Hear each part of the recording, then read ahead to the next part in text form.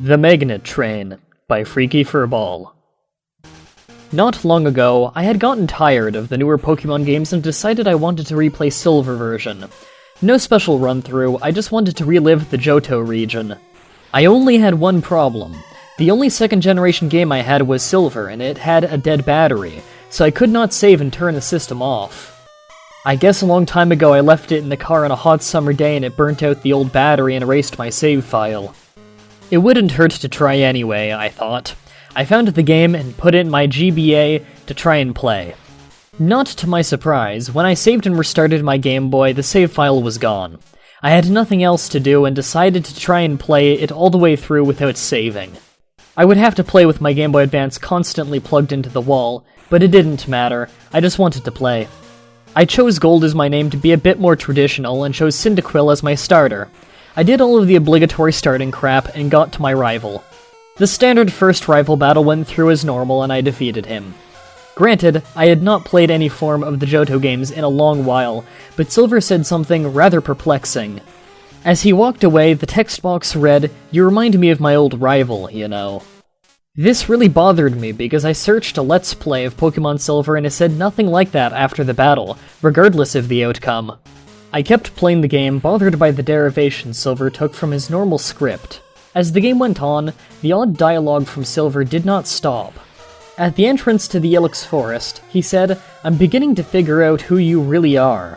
When I encountered him at the Burnt Tower, he told me, "Your team isn't nearly as strong as before. Is this some sort of joke?" I genuinely did not want to continue my game because Silver was getting to me, but I couldn't turn off my game or try to leave it, because I'd lose the file. The light from the Game Boy would be too bright in my bedroom at night, and I'd be forced to continue. When I defeated Silver at Victory Road, he said the most unsettling thing yet. "They'll be waiting for you at the Magnet Train station. I wouldn't go until you're as strong as you can get." I defeated Lance with ease and received the SSN ticket from Professor Elm, so I could begin my Kanto journey. Something in my mind told me to heed Silver's warning, and I decided I would not attempt to enter the Magnet Train station until I defeated Red. It took some time, and I often took breaks from the game, but I eventually did it. However, I was not as invested into the game as I had been before, and the fear of Silver's words gave me had disappeared. My better judgment just assumed it was unused text for an alternate storyline. With 16 gym badges and Red defeated, I flew to Saffron and entered the station. The first thing that struck me was there was no one in the station, and I walked upward and saw my sprite, Gold, standing in the spot of a man who normally scanned my ticket. I interacted with him in the Ellipsis text box, and Pokeball battle entry went by as if I were battling Red. Pokemon trainer Gold would like to battle. He only sent out a broken graphical mess with a name too long to even attempt to make sense of. The game quickly began to cut up graphically, and loud crackling sounds came out of the speakers. I was irritated that it turned out to be nothing more than a glitch, and that I'd lose all my data from having to turn it off. Begrudgingly, I shut down the system and turned it back on. To my surprise, I was immediately loaded back into the station. No title screen, no continue, I was just there. I considered this a stroke of luck, and decided to finally cash in on my prize now that Gold was gone. I boarded the train hoping that even without the man scanning my ticket, it would work. Sure enough, I boarded with ease. I'd always loved the Magnet Train. It was a fun thing that you could easily get excited over. When its animation stopped, I exited the train, but in an unusual way. I exited out the door to the Burnt Tower in Ecruteak City. I walked into the tower and entered the actual tower as usual. When I exited, I was getting off the Magnet Train in the Saffron City station once again. The man who had normally scanned my ticket, and all other NPCs, had returned. I thought maybe it would work properly now, and I boarded once again. Now, the animation after I left the station made it appear as if I was heading away from Goldenrod City. I exited and entered once again, and was not in the Goldenrod station, but rather in an unidentifiable room, with some graphical scheme of the Team Rocket base in Mahogany Town. Shocked, yet slightly amused at the whole situation, I began to explore the room. It wasn't anything I had seen before, and as I headed west, I found a warp tile. I was surrounded by what seemed like hundreds of Team Rocket NPCs. None of them would talk. My only option was to use Dig with my Quagsire. I got out, entering a very broken map that was clearly Goldenrod City. I flew to Victory Road and then to Saffron City, where I tried to board the magnet train thinking it might unglitch Goldenrod City. The train animation went by, and then made a snap. The screen went black. There was a jumble of loud Pokémon cries, and I was forced to restart my Game Boy. I was going to lose my file, but the noise it made was terrible to my ears. When I turned it back on, the screen was pitch black. I pressed start, relieved to see that I was in my game, and checked my Pokémon.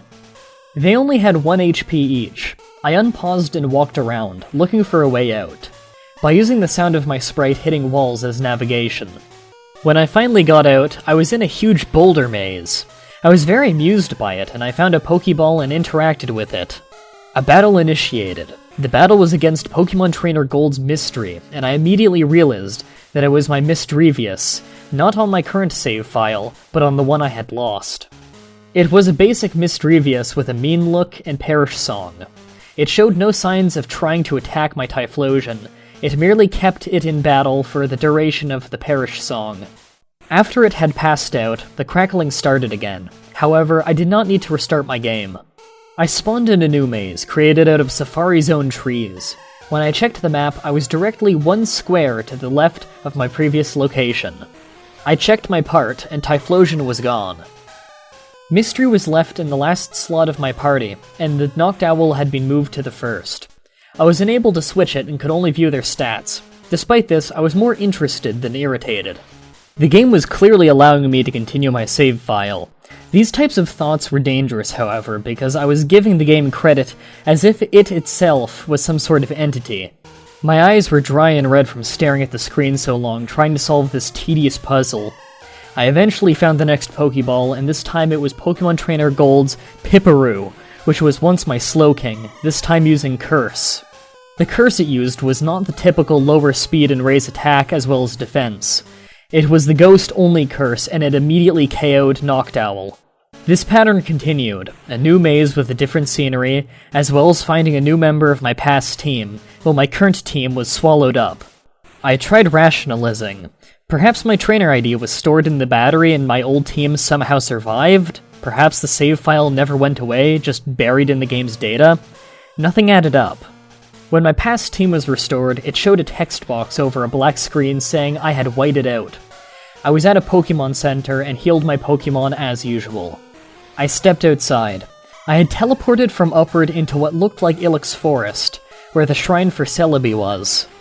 There was no way out of this area, though. The cut tree was gone, and any potential walking space there once was covered in trees. I tried to interact with the shrine, but all I got was Oak's words echoing like I was trying to use an item.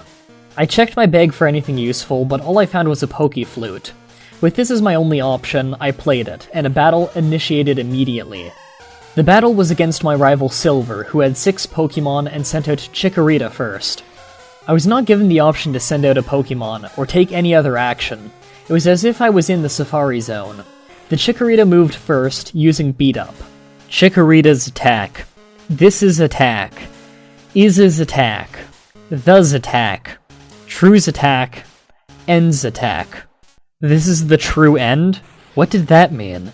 I had no health bar or options, so it just moved again. Chikorita used Beat Up. Chikorita's attack. Head's attack, Two's attack, Saffron's attack, Train's attack, Station's attack. I was sweating now. Why did I care about my save file anymore? Why didn't I turn this piece of shit off? I had no reason to keep this going, but for some reason, I did. Chikorita used Beat Up again. Chikorita's attack, Only's attack, Bring's attack, One's attack, Pokemon's attack, With's attack. I had fainted. Or at least that's what the text box said. My heart was pounding and I was walking around, pacing constantly trying to ease the discomfort in my chest. I had appeared in front of the Saffron Pokemon Center. After I had calmed down, I deposited 5 Pokemon into my PC box, keeping only Typhlosion. He was my highest leveled Pokemon. I boarded the magnet train and the animation began. The music went as normal, but the train kept moving. After a few moments, the daycare man was next to me in the train window. He played the normal text about finding an egg and asking if I wanted it. I figured yes and got the egg. The train finished its animation, and I was on the random island in the middle of the ocean, with the Pokemon Gym statue in the center. I interacted with it, and it read, "Hatch the egg."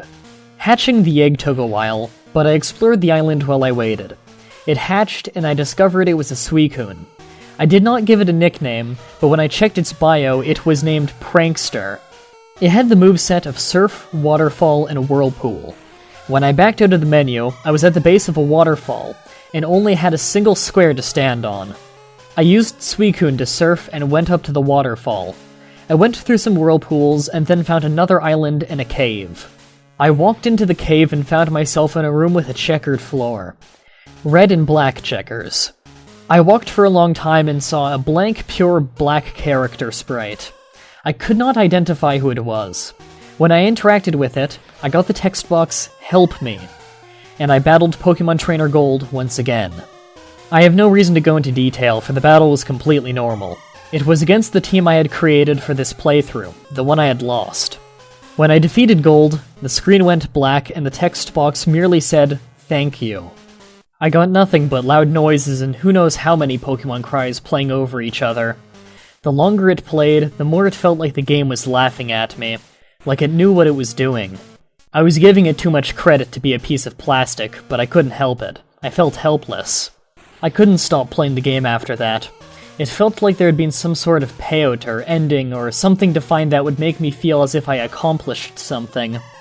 The sound stopped. The magnet train animation was playing. It went on for a long time and eventually the music went away again. Where was I going? Was I even going anywhere? The train had returned to a station. Upon exiting the building, I went back in Saffron. However, there was no bordering graphics, and I look around to see no way out of the city, for it was all covered by black around the edges. All the entrances to doors were blocked by Team Rocket grunts, who only gave an ellipsis message. The only door that was open was the door to the copycat's home. Her parents were not home, so I walked upstairs to find the copycat. I talked to her and she transformed into Gold. "Did you like my games?"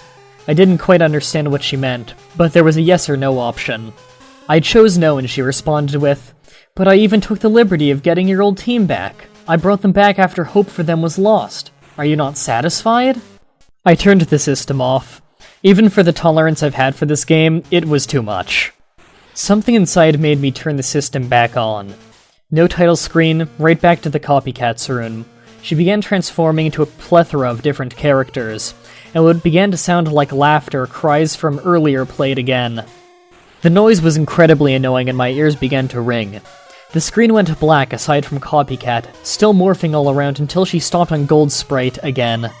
The text box told me, "Please don't leave us again," and then the game just sort of died.